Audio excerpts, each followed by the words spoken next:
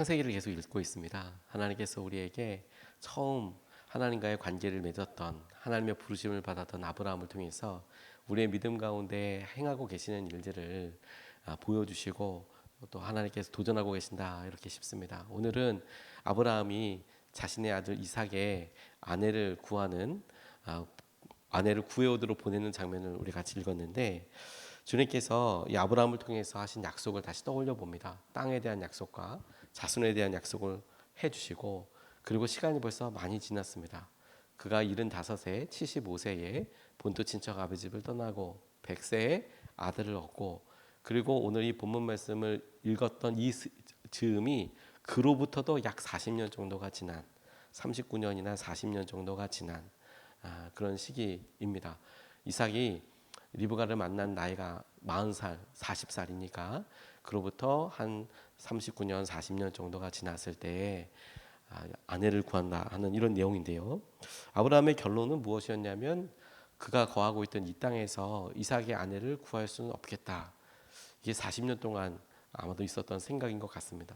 가만히 있지는 않았을 텐데 우리 자녀 이삭에게 어떤 아내를, 어떤 현명한 아내를 얻어주면 좋을까 이런 고민을 하다가 자신의 고향으로 사람을 보내서 이삭의 아내가 될 사람을 구해오라 이렇게 이야기하고 있습니다. 근데 본토 친척 아비 집을 떠났다고는 하지만 그래도 그의 집안이 아브라함이 하나님을 만나고 하나님의 부르심을 받았던 것처럼 그의 희망이 자기를 불러온 그 고향 땅에 그래도 하나님께서 예비하신 사람이 있을 것이다 이런 믿음이 있었던 것이라고 싶습니다. 그래서 오늘 되어진 말씀을 통해서 오늘 두 가지로 좀 같이 붙잡고 기도하고 싶은데 하나님께서 아브라함이 이 일을 부탁하는 늙은 종이라고 소개되어 있는 엘리에셀, 오늘 본문에서는 이름이 등장하진 않지만 엘리에셀을 대하는 이 마음과 신뢰를 통해서 하나님께서 오늘 우리를 믿고 계시고 이와 같이 의지하고 계신다라는 것에 우리가 주목하고 기도하고 싶습니다. 오늘 1절에서부터 4절까지 말씀을 보면 이렇게 나와 있습니다. 아브라함은 이제 나이가 많은 노인이 되었다. 주님께서는 아브라함이 하는 일마다 복을 주셨다. 아브라함이 자기 집 모든 소유를 맡아보는 늙은 종에게 말하였다. 너의 손을 나의 다리 사이에 넣어라. 나는 내가 하늘의 하나님 땅의 하나님이신 주님을 두고서 맹세하기를 바란다. 너는 나의 아들의 아내가 될 여인을 내가 살고 있는 이곳 가나안 사람의 딸들에게서 찾지 말고 나의 고향 나의 친척이 사는 곳으로 가서 거기에서 나의 아들 이삭의 아내 될 사람을 찾겠다고 나에게 맹세하여라 이렇게 이야기하는 장면입니다. 아브라함과 늙은 종이라고 표현되어 있는 이 엘리에셀의 관계를 생각해 볼 수 있는 몇 가지 표현이 있습니다. 아브라함의 모든 재산을 관리하였다 이렇게 나와 있고 그리고 무엇보다도 나의 아들을 네가 데리고 와야 될 때 다 데리고 오라고 부탁하면서 이곳 가나안 사람들에게서 찾지 말고 고향 땅으로 데리고 와라 이렇게 이야기하고 있는 장면을 통해서 보면 자신의 아들의 며느리를 구하는 전권을 거의 결정권이라고 할 수 있는 거의 전권을 엘리에셀에게 주었다라는 점을 떠올릴 수 있습니다. 어느 정도인가요? 이 정도면 여러분 어느 정도입니까?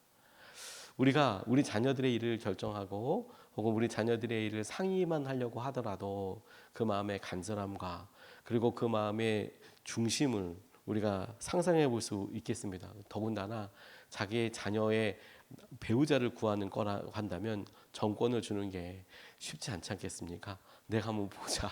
내가 한번 볼 뿐만 아니라 이러이러한 사람을 데리고 와라.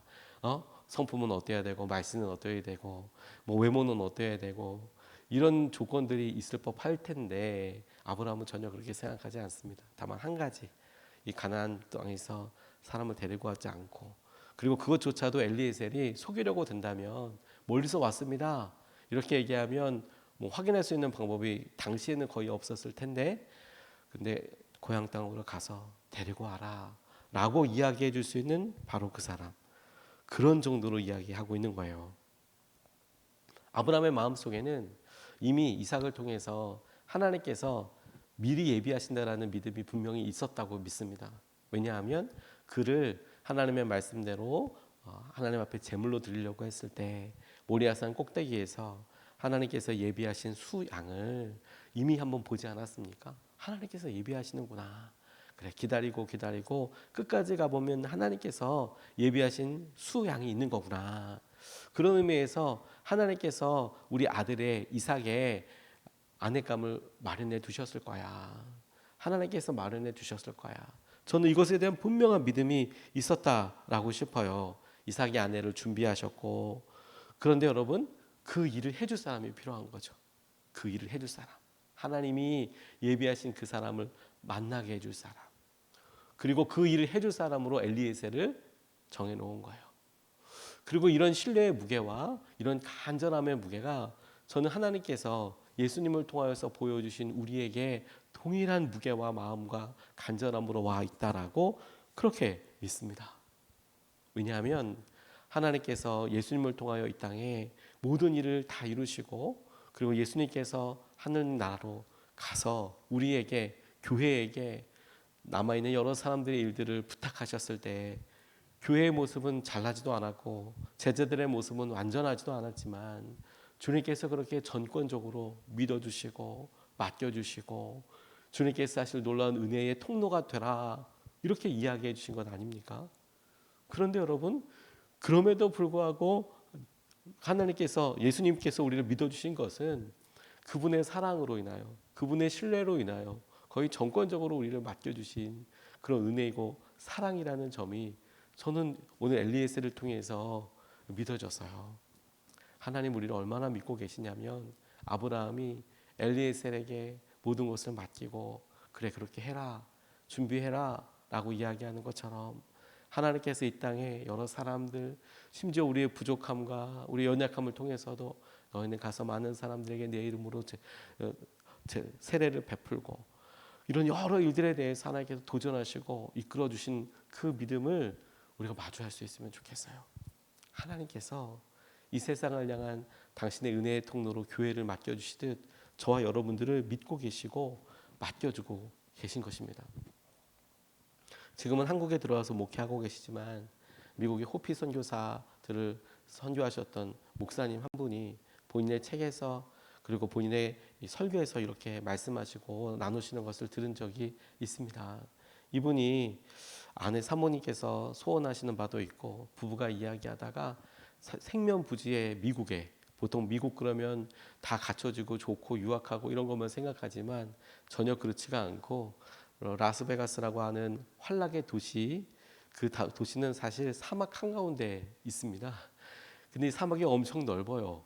그래서 넓은 사막에 그런 호화로운 도시를 인공적으로 만든 건데, 이 엄청난 사막에 품고 있는 또 다른 구역 하나가 뭐냐면 그 인디언 보호 마을이 있어요.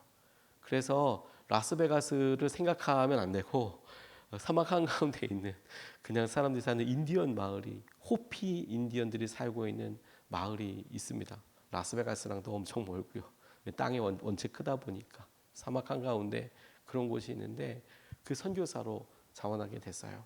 인디언 입장에서는 자기들이 원래 살고 있었던 곳에서 쫓아냈던, 그러니까 미국 사람들이 자기들에게 있어서는 우리가 일제를 봤던 것처럼 자기의 조상들의 땅을 빼앗고 이곳에 강제 이주시켜서 사막 한가운데로 보내서 이렇게 살게 한, 그래서 마음이 곱지가 않은 거예요, 미국 사람들에 대해서.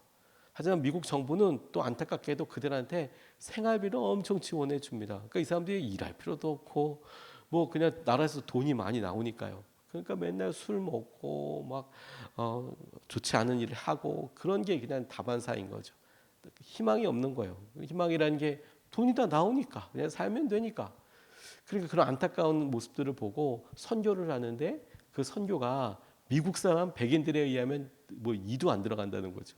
만나기도 싫어하는데, 희한하게도 피부 색깔도 좀 비슷하고 성정도 좀 비슷한 한국 사람들이 이렇게 선교를 하면, 그럼 그 사람들 말은 또 듣는다는 거예요.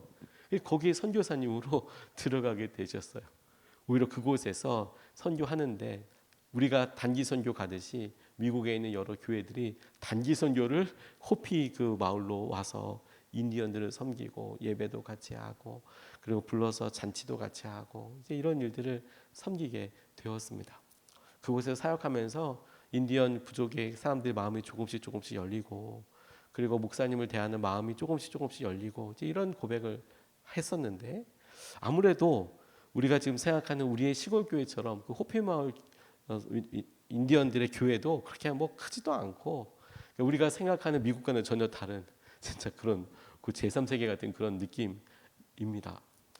그런데 선교사님들이 단기 선교사들이 와서 거기서 섬기면서 여러 일들을 하다 보면 전문 지식을 갖고 계신 분들도 계시고 뭐 여러 일들에 있어서 자기만의 아주 탁견과 경험이 있으신 분들이 있지 않습니까? 이분이 설교 시간에 이런 이야기를 나누시더라고요. 이렇게 오셔서 몇몇 분들이 목사님을 따로 불러서 목사님 이렇게 하시면 안 됩니다. 이런 이야기를 통해 이건 이렇게 하시면 더 좋겠습니다. 특별히 이제 행정 부분에서 이렇게 하면 좋겠습니다. 이런 이야기들을 많이 하시고 그 말이 맞더래요.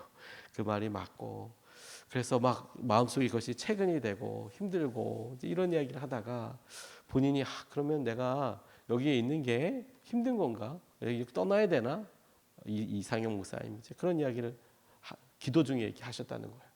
근데 하나님께서 이렇게 말씀하시기를 그들의 말이 아무리 맞아도 이곳을 여기에 살고 있는 사람은 너 아니냐? 그 사람들 왔다 가는 사람들이고 여기 살고 있는 사람은 너 아니냐? 내가 너를 맡겨서 믿어서 이것을 이렇게 맡기고 이걸 섬기도록 했는데 뭐하러 그런 사람들의 마음에 더 많이 쓰느냐? 너는 그런 여러 일들과 상황들을 통해서 주님을 바라봐라. 이분이 채워주심이라는 책에서 하나님께서 자기를 부르시고 이끌어주시는 것에 대한 그런 나눔들을 이렇게 하셨더라고요. 믿으니까 맡겨주신 거죠. 우리가 부모로서 자녀들을 이렇게 대할 때 다른 사람이 좀 더 사랑을 해주는 게 나을 수도 있겠다라는 생각이 스치듯이 이렇게 지나갈 때가 제 경우에 있더라고요. 다른 사람이 나보다 더 좋은 아버지가 더 좋은 남편이 그런 생각이 지나가듯 한번 해볼 수는 있지만 그 생각을 붙잡으면서 아니야 다른 아버지가 필요해 이럴 수는 없지 않습니까? 하나님께서 내 사랑하는 자녀를 아내를 가족을 믿고 맡겨주신 것이죠. 오늘 여러분 우리가 우리 가족들을 만날 때 오늘 우리가 우리 자리에 있을 때 하나님의 시선으로 꼭 봐야겠다고 싶어요. 어떤 시선? 아브라함이 엘리에셀을 보듯이 하나님께서 우리를 믿으시고 맡겨주셔서 우리에게 그와 같은 일을 허락하여 주시고 관계와 상황들 가운데 이끌어 주신다라. 이게 주님께서 하나님이 우리에게 보여주신 신뢰와 사랑이라고 싶습니다. 주님이 저와 여러분들을 믿고 계세요.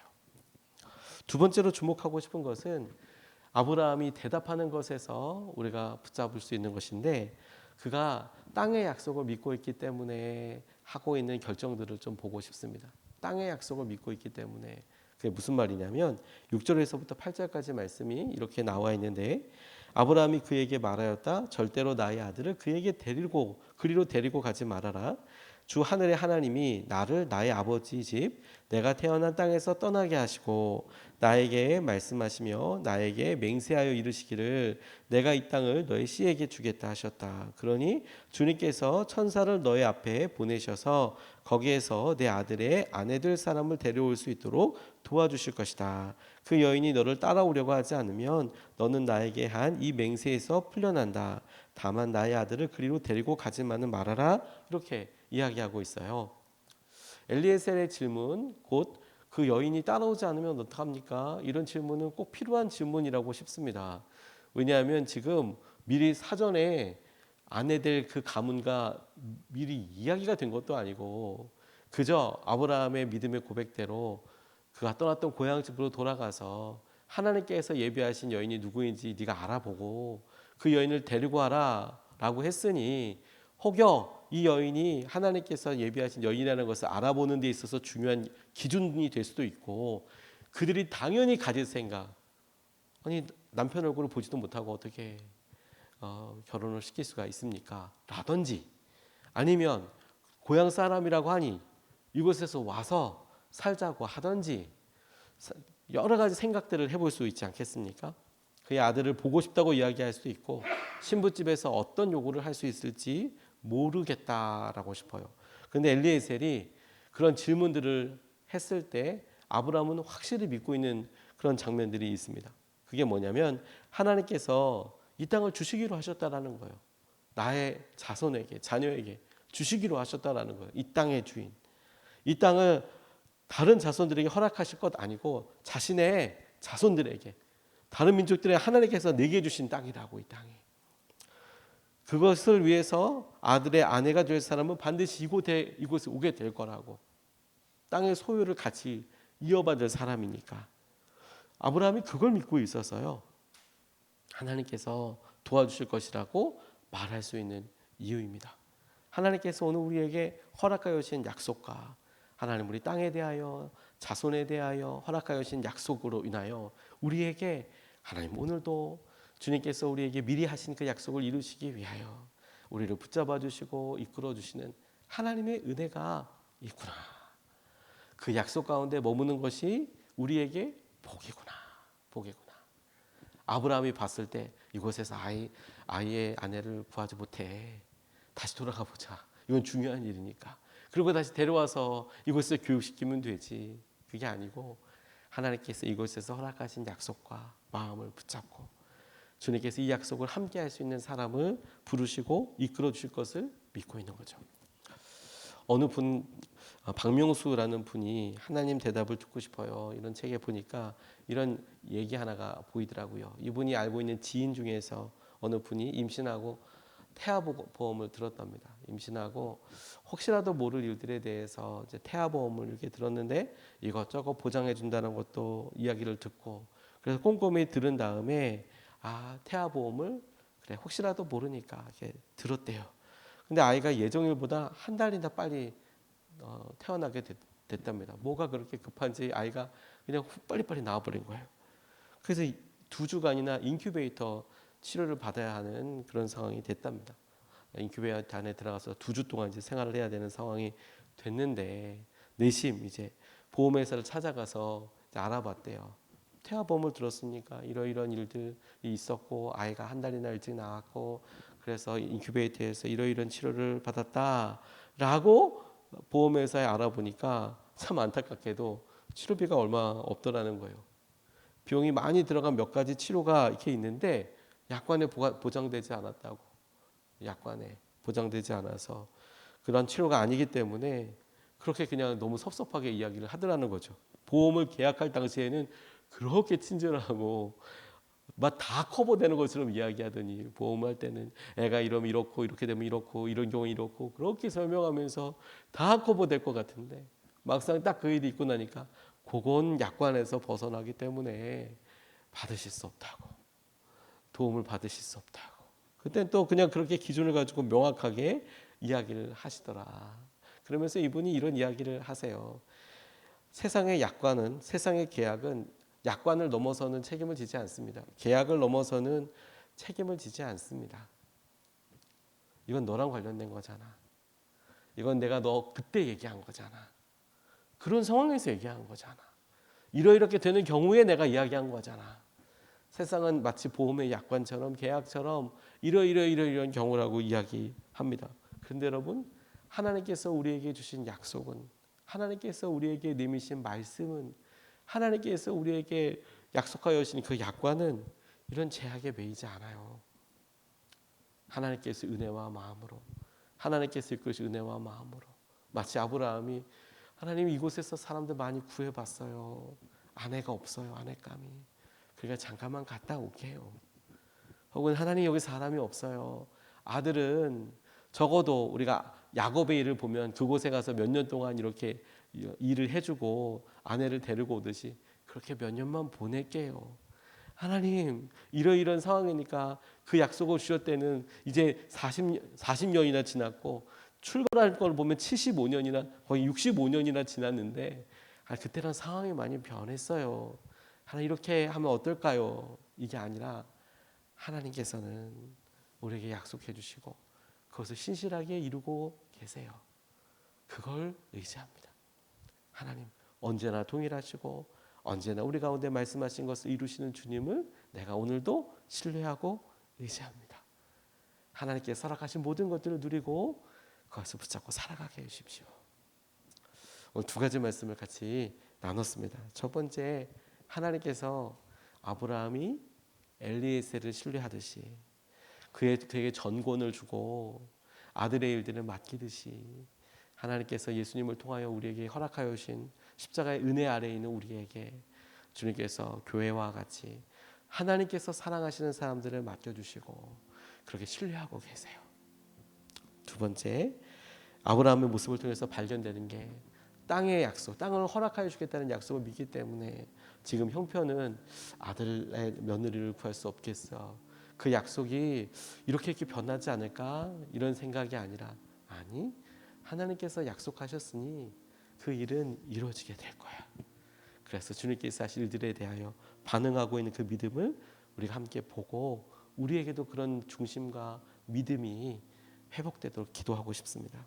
오늘 두 번 나눠서 같이 기도하고 싶습니다. 첫 번째, 하나님께서 우리를 믿고 계심에 감사드립니다. 우리에게 맡겨주신 사람들과 사명을 위하여 우리를 뜻대로 사용하여 달라고 그렇게 기도하고 싶어요. 하나님께서 우리를 믿고 계심을 감사드립니다. 하나님, 우리에게 맡겨주신 사람들, 우리의 가족들, 우리 주위에 있는 여러 사람들 사명을 위하여 우리를 뜻대로 주님의 뜻대로 사용하여 주십시오. 우리가 첫 번째로 같이 함께 기도하시겠습니다.